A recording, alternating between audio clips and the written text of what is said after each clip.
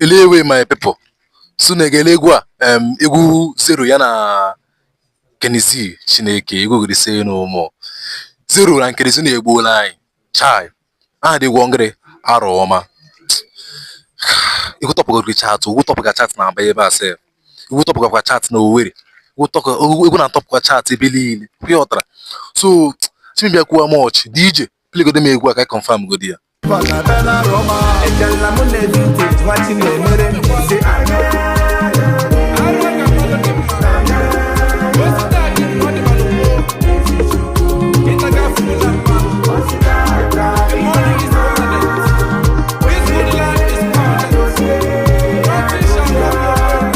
Okay, now here. So, I know how many kind of person that might have pronounced even when a melody. You could the high, we much more but Zero and Kenisi, you know,